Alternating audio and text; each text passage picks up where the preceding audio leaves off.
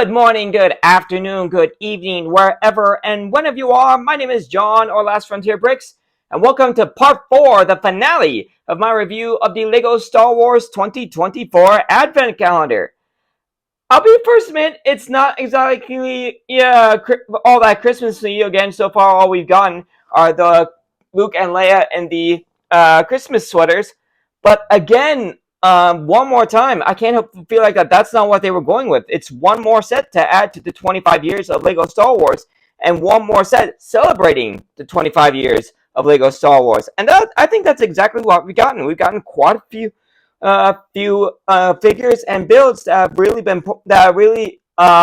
big on the years of LEGO Star Wars. So let's go ahead and go into part 4, the finale of this, with days 19 through 24. My bad. All right, day 19 is all done, and we've got Yoda's Jedi Starfighter from season 7 of the Clone Wars. A good use of the astromech headpiece for the glass there. Also like that they use the minifigure neck attachment in the light green, so you can almost see, you can almost tell Yoda's in there. And then of course you got a blue stud on top for R2, and then a little engine thrust in the back.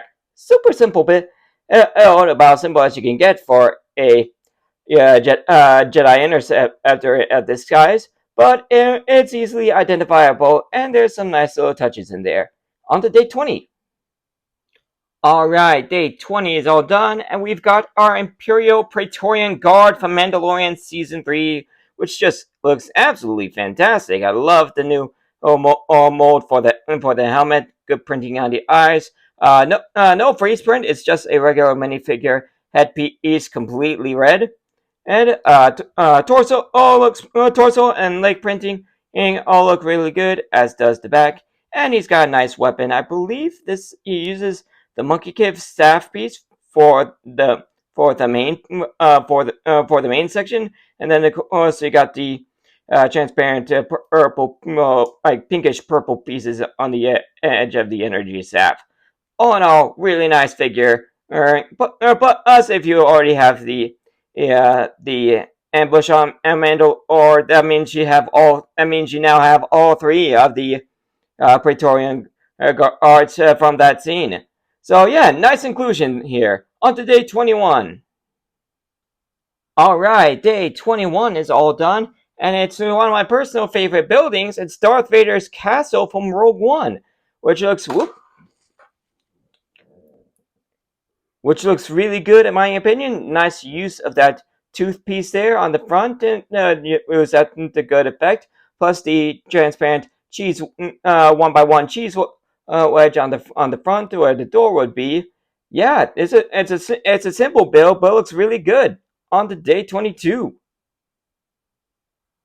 Alright, day 22 is done, and we got our next model. It's the Razor Crest, probably celebrating its creation into a UCS set. And I gotta admit, this guy looks pretty good. It's only like 1 brick wide for the main body, but the build looks really good. You got the good sized cockpit, the front cannons, the tail sticking out the back, the little bit of yellow on the side. Engines look good. Yeah, this is pretty solid. The Razor Crest, I gotta admit. Let's move on to day 23. Alright, day 23 is all done, and we got another UCS set celebration. It's Luke's Land Speeder, which looks really, really good. Between in the light tan and the dark red and the gray. Whoops! I just realized I forgot to put a couple pieces on. Because I was actually going to mention that it looks that the engines themselves look really good between the multiple colors and the metallic dark gray, adding in the technical color and how beat up this thing is.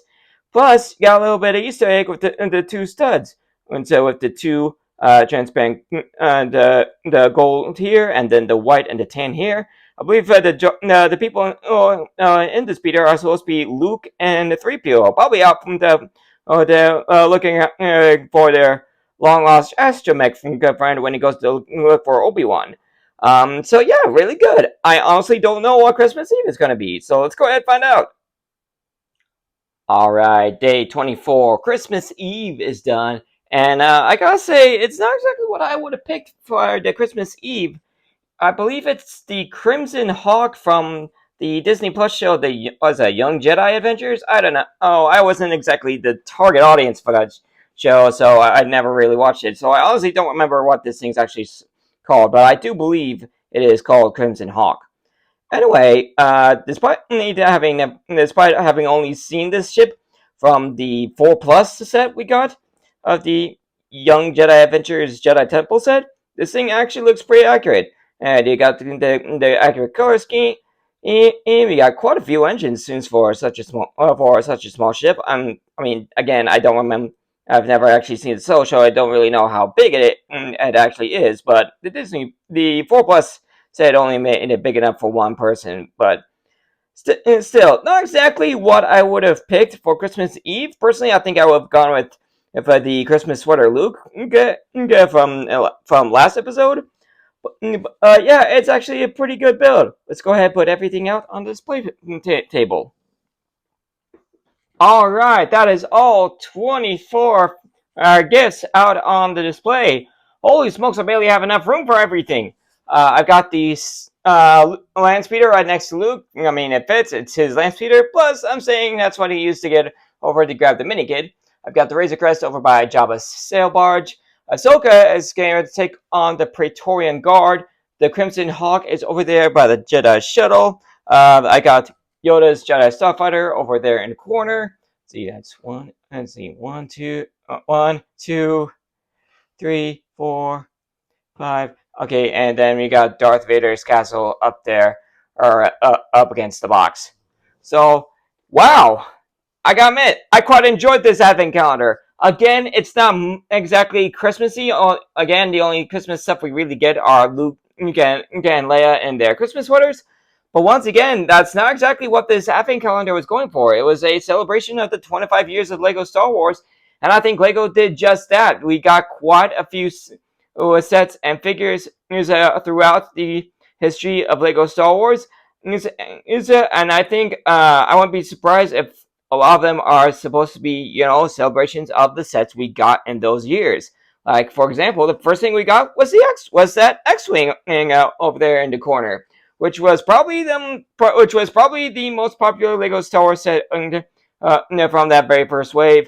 And then again, we got the Ghost from Rebels. We got a Venator, which people have been wanting for ages, and we finally got one in UCS size, by the way. Again, I wouldn't be surprised if that Millennium Falcon is a celebration of the first time it was a UCS set. Probably the same with the Y-Wing. Yoda's Jedi Starfighter, again from Season 7 of Clone Wars. Darth Vader's Castle, again, another one of those very popular sets. Again, a mini kit from the LEGO video games, which of course, they all started, those mini kits started with LEGO Star Wars Complete Saga. It's just a celebration of LEGO Star Wars in general. And I think they knocked it out of the park. So personally, if I was, is it worth $45? Maybe 40 if you can do that. But again, if you're a LEGO Star Wars fan, go ahead, pick it up. I see no reason why not to. So that will be the end of this video and the end of my review of the LEGO Star Wars 2024 Advent Calendar. Hope you enjoyed both this video and my entire breakdown of it. If you enjoyed this video, you know what to do. Hit like, subscribe, all that stuff. Ring the bell to be notified of all videos as soon as they become available. Check out my channel and all my LEGO 2024 Advent Calendar videos in a playlist on the end screen in just a few seconds. Let me know down in the comments what you thought of this video and the LEGO Star Wars Advent Calendar in general. And I will see you all in the next video. Later, everybody.